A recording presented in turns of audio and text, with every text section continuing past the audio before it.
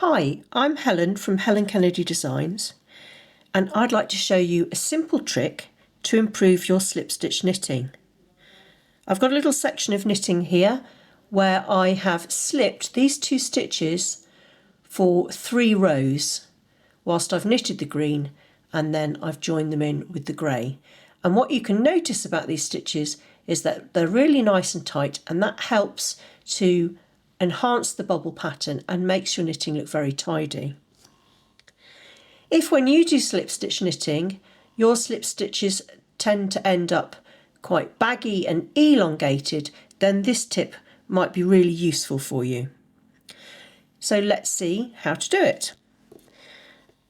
So I've got my knitting here and I'm working my green yarn, but I still have to slip my stitches before I work them. So I'm going to knit across to my stitches, and then when I get to the green stitches we're going to slip them.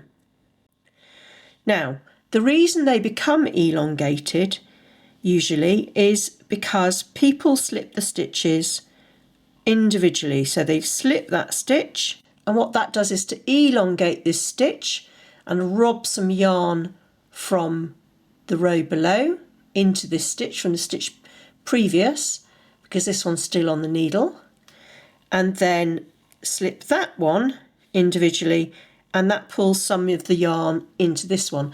And if you do that for one row, then maybe it won't show, but if you have to keep doing that repeatedly across 4 rows, then what you end up with is some very baggy stitches.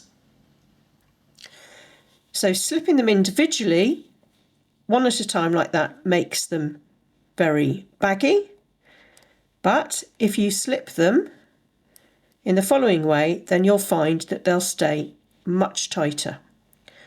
So first of all, however many stitches you're going to slip them all together.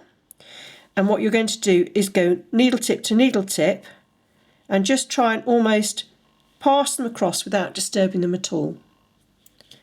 So I just pass them onto the needle to try not to pull them or disturb them. So just back and forth like that, and then just move them up the needle.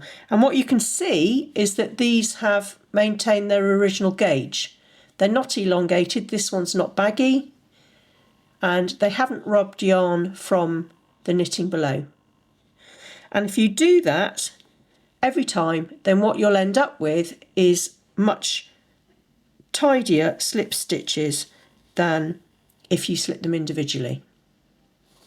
They end up much tighter and keep your pattern nice and in place.